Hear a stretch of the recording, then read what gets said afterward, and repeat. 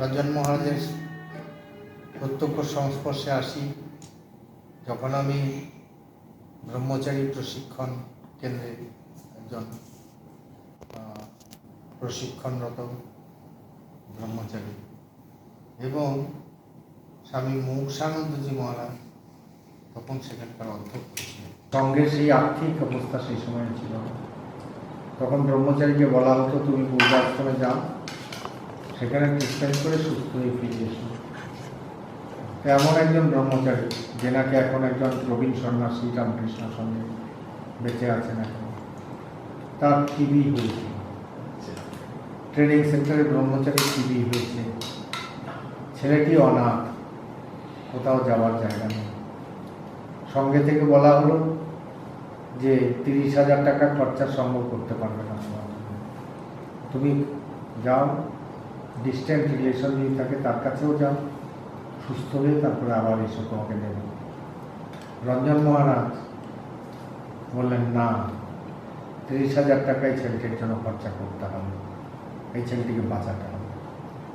আমাদের গম্ভীরানন্দজি মহারাজ বলেছিলেন, your principle fought with me tooth and nail, and I have to do this great expense for this brahmachari only because of your principle. তার থেকেই বুঝুন রঞ্জন মহারাজ কত উচ্চদরের কত হৃদয় বক্তা পরিচয় তার মধ্যে দেখতে পাই। স্বামী মুক্তানন্দজি আমাদের প্রিয় রঞ্জনদা একজন আদর্শ সন্ন্যাসী ছিলেন। আদর্শ সন্ন্যাসী হতে গেলে যেসব গুণের দরকার, সেই সব গুণগুলি তার ভেতরে কিন্তু অনেকটাই বিকশিত হয়েছিল।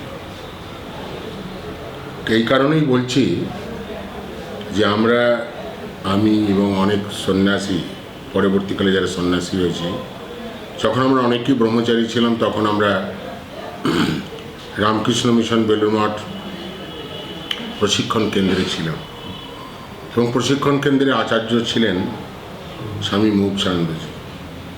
আমরা অনেক ব্রহ্মচারী সেই সময় তার সান্নিধ্যে কাটিয়েছি এবং তাকে খুব কাছ থেকে দেখেছি এবং দেখে এটাই আমার ব্যক্তিগত মত এবং অনেকেরই মত, সত্যি সত্যি তিনি একজন প্রকৃত সন্ন্যাসী ছিলেন।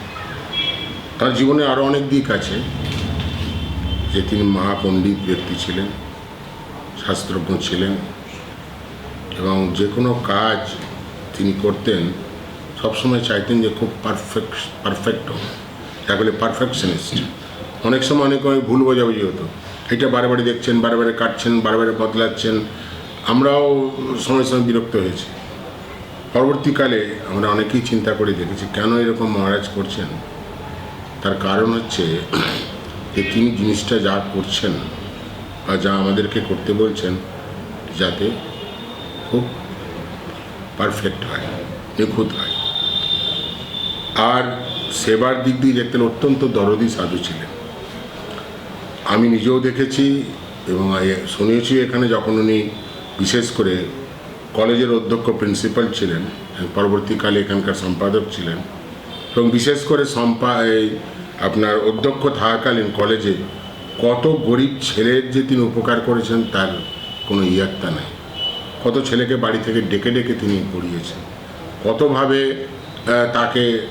তাদেরকে সাহায্য করেছেন। এবং যদি হয়তো সেই সময় মহারাজ যদি সাহায্য না করতেন তাহলে হয়তো সে কলেজে হয়তো পড়তেও পারতেন বা জীবনে প্রতিষ্ঠিত হতে পারতেন।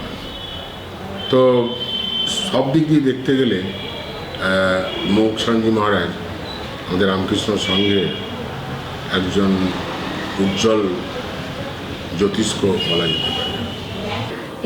The first and foremost thing is this: basically right now presently we are having approximately 72% of the students are coming from poor background. I think this was basically started by Ranjan Maharaj himself only. This college is a bit different from other institution in that very clear sense. And next part is this, as I told you earlier, the documentation. If you guys go through the files of the colleges, you will find that the process which was started by him In fact, it's robust, really robust, because I have not seen any other period or phases having documentation to such a level. This is the second point. And the third is this, the discipline. As you know, he is a man of principles, means he used to follow letter of the law rather than spirit of the law, means he used to follow the letter of the law in toto. Really, frankly speaking, it is really difficult to find people like him, where he used to give so much importance on truthfulness. It's really, really difficult. We have rarely seen people, in fact Swami is also, he's so much strict to his principles that we have to follow him. Ranjanda to me was more than my elder brother. The relationship was so affectionate, so loving, not so much respectable that way, but loving and affectionate.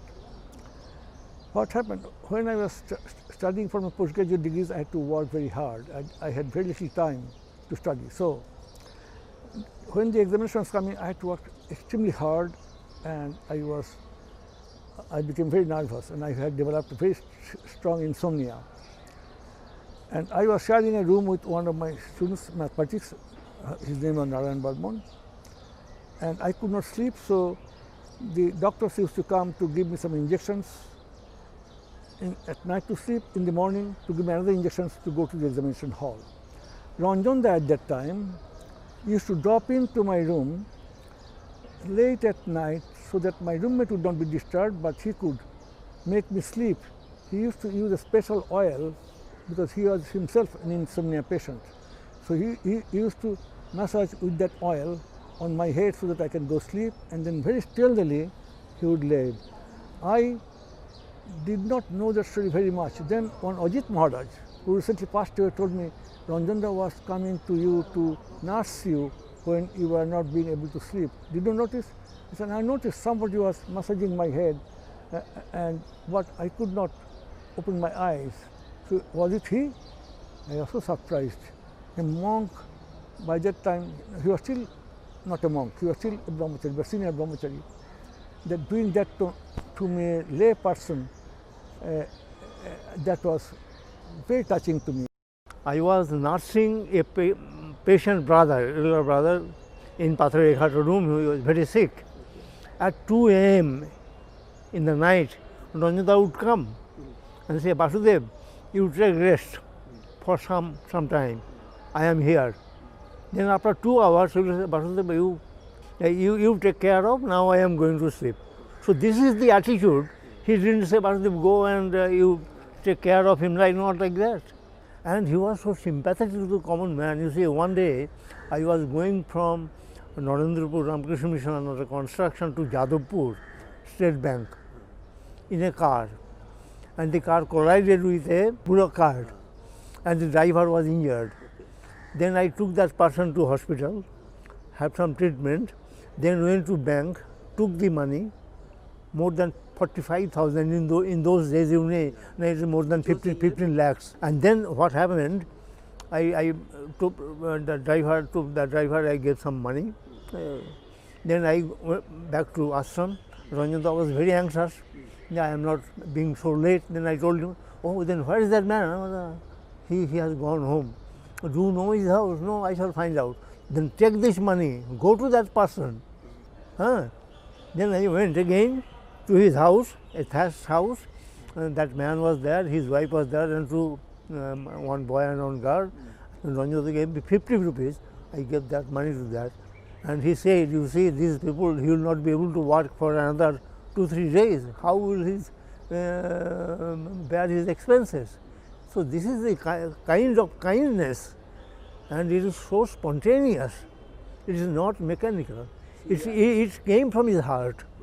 মুক্তানন্দজির সঙ্গে 22 বছর একসঙ্গে ছিলাম, এক হোস্টেলে, তারপরে আবার একসঙ্গে কাজ করেছি, এবং উনি যখন ছেড়ে গেলেন যোগাযোগ কখনো বিচ্ছিন্ন হয়নি। ওনার দুটো জিনিস আমার কাছে অদ্ভুত লাগে, অনেক গুণ ছিল, সেসব গুণ আরও অনেকের মধ্যে পাওয়া যায়, কিন্তু একটি জিনিস আমার কাছে খুব রেয়ার মনে হয়েছে, এই যে ক্রোধ শূন্যতা। রঞ্জনদা ক্রোধকে সম্পূর্ণ জয় করেছিলেন।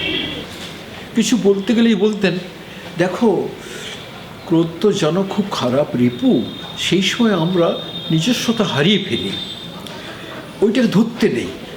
এই যে লোকটি আমাকে এত কিছু বলে গেল, ও কিন্তু আমাকে খুব ভালোবাসে, খুব শ্রদ্ধা করে, তাই আমি ওর উপর রাগ করবো কেন? অদ্ভুত ধরনের এই একটা জিনিস আমাকে দারুণভাবে স্পর্শ করতো। আর একটা জিনিস, অনেক কিছু বলার, কিন্তু যেটা বেশি মনে হয়, খুব সচেতন ছিলেন আমাদের আধ্যাত্মিক উন্নতির ব্যাপারে।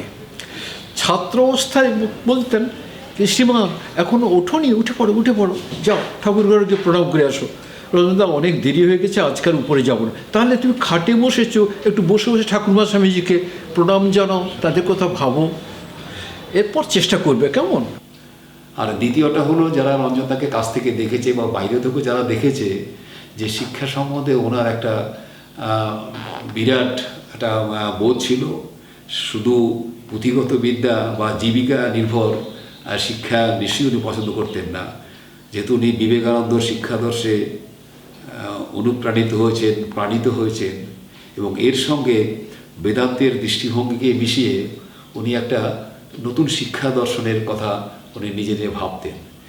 মানে ওনাকে ডেসক্রাইব করা যায় না, যে একদিকে যে কঠোর, আরেকদিকে যে এরকম দরদি, ছাত্র দরদি। এবং এমন আমার জীবনে আমি দেখিনি যে ওনার কাছে গিয়ে সাহায্যপ্রাপ্ত, না এটা কি কারণ তোর মনে হয়? ওনার কাছে ওনার মতো সাধু, ওনার মতো এইরকম অসাধারণ ব্যক্তিত্ব, কীরকম ব্যক্তিত্ব, উনি কিন্তু কখনো লাইন লাইটে যেতেন না কোথাও। একই সঙ্গে আমার মনে হয় রঞ্জনদা খুব স্পষ্ট করে প্রত্যেকটি ছেলের সম্বন্ধে জানতেন যে কে কীরকম। একটি ছেলে, সে খুবই মেধাবী, গ্রাম থেকে এসেছিল, তাকে দেখে বোঝা যেত না যে সে দরিদ্র না ধনী, কিন্তু সে একটি ধনী পরিবারের ছেলে ছিল। রঞ্জনদা সেটা জানতেন, এবং মেধাবী ছাত্র হিসেবে সে একটা মেরিট স্কলারশিপ পেত। কিন্তু সেই মেরিট স্কলারশিপ সেই সময় মাসিক যে আমাদের মাইনে ছিল তার চেয়ে কম হতো একটু। 3 বছর ধরে সেই ছেলেটি সে টাকা দেয়নি, রঞ্জনদা তাকে কিচ্ছু বলেনি। এবং সে যখন খুব ভালো ফল করে বিশ্ববিদ্যালয়ে পরীক্ষায় ভালো ফল করে নরেন্দ্রপুরের মুখ উজ্জ্বল করলো, তারপরে যখন সে তার মানপত্র আনতে গেল, তখন রঞ্জনদা বললেন যে তোমার এই 3 বছরের যে বাকি টাকা, সেটা না দিলে কিন্তু তুমি এই মানপত্র পাবে না। একই সঙ্গে তিনি অন্যদেরকে সম্পূর্ণভাবে তাদের ব্যয়ভার, তাদের যে খরচ, তার সমস্ত দায়িত্ব তিনি নিজে নিয়েছেন। কিন্তু এই ছেলেটি যে সক্ষম ছিল, যে পারত, সেটা উনি জানতেন, তাকে আটকে দিলেন। তাকে তিনি বললেন যে তুমি এর বদলে যদি টাকা দিতে না পারো, তার বদলে তুমি তার পরের বছরের ছেলেদের যদি শিখিয়ে পড়িয়ে তোমার মতো করে তাদের যাতে ফল আরও ভালো হয় সেরকম কিছু করে দেখাও, তাহলে তোমাকে আর টাকা দিতে হবে না। সে ছেলেটিও খুশি হলো, এবং সত্যি পরের বছরের ছেলেরা অনেক ভালো ফল করেছিল। আমার একদিনের একটা ইনসিডেন্ট বলি। আমি কলেজে পাশ দিয়ে যাচ্ছি, আমাকে ডেকে বললেন, দেখো এই সামনে তো ফাংশন আছে, কেউ যেন নিমন্ত্রিত হওয়ার কথা কিন্তু হয়নি, এরকম যেন ঘটনা না ঘটে। তখন আমি বললাম ঠিক আছে দেখব। কিন্তু এমন সময় একটা খবর পেলাম, আমাদেরই একজন অধ্যাপক, তাকে নিমন্ত্রণ করা হয়নি। সেই খবরটা আমার কানে যেই এসছে, আমি ওনার অ্যাটেনশনটা ড্র করলাম। সঙ্গে সঙ্গে উনি বললেন, এ আমাদের ভীষণ ত্রুটি হয়ে গেছে। সঙ্গে সঙ্গে তার বাড়িতে নিমন্ত্রণপত্র পাঠালেন, এবং তাকে ফোনের মাধ্যমে তাকে জিজ্ঞাসা করলেন, আমাদের এই ত্রুটির জন্য তুমি কিন্তু কিছু মনে করো না, এবং তুমি কালকের অতি অবশ্যই কিন্তু আসবে। এই যে প্রত্যেকটা কাজ খুঁটিয়ে খুঁটিয়ে দেখা, এটা কিন্তু একটা চারিত্রিক বৈশিষ্ট্য। এটা ওনার ভিতরে আমরা স্পষ্ট দেখেছি, এবং যতক্ষণ পর্যন্ত কাজটা সুষ্ঠুভাবে না হয় ততক্ষণ পর্যন্ত উনি কখনোই ছাড়তেন না। তার সাথে আমি প্রায় 13 বছর 7 মাস একসঙ্গে ছিলাম। তখন ওনার 2-1টি ঘটনার কথা বলছি।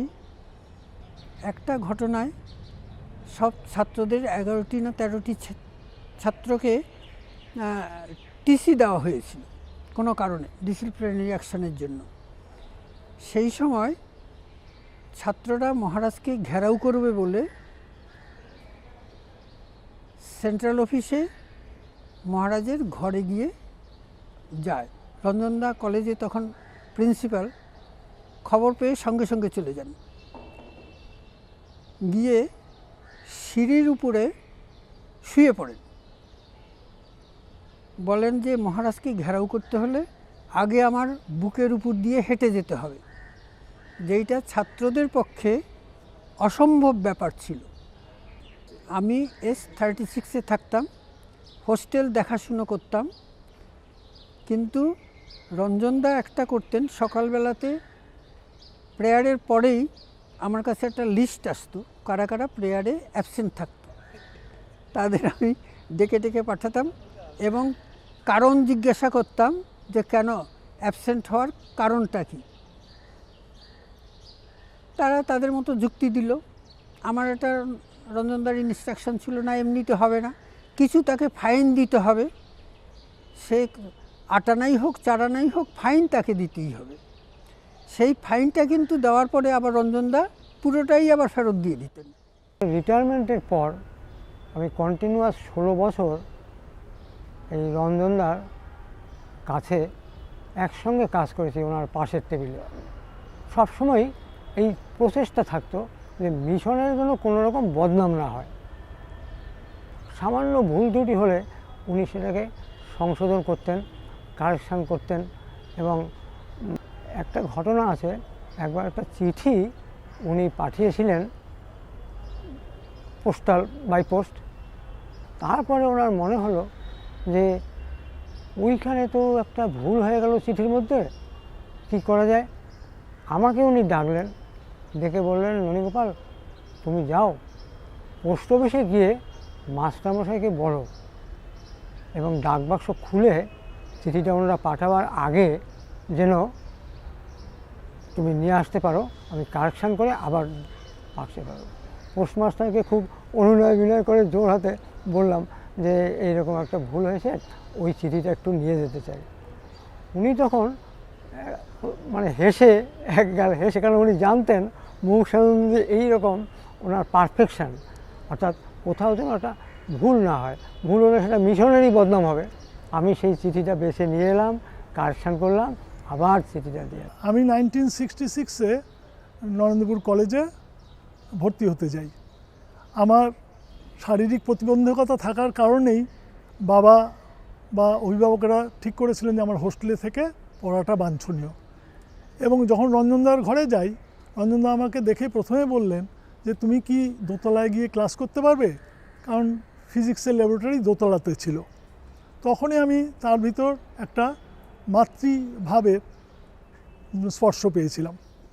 তার যে এই মাতৃস্নেহভাব ছিল এবং তিনি মোটামুটি সব ছাত্রের প্রতি লক্ষ্য রাখতেন, সেইটার আরেকবার পরিচয় পাই যখন আমি এমএসসি পাস করব সেই সময়তে রেজাল্ট, তিনি আমাকে বাড়িতে একটা চিঠি পাঠালেন। সেই চিঠিতে তিনি বললেন যে তোমার যদি পরীক্ষার রেজাল্ট বেরিয়ে থাকে তাহলে তুমি এসে দেখা করো, এবং তিনি তখন আমাকে নরেন্দ্রপুর কলেজে পড়াবার জন্য ব্যবস্থা করে দিয়েছিলেন। সেইটাও আমার কাছে মনে হয় যে ওনার বিশেষ আশীর্বাদ, এবং আমার যে শারীরিক প্রতিবন্ধকতা আছে সেইটাও বোধহয় তার নজরে ছিল।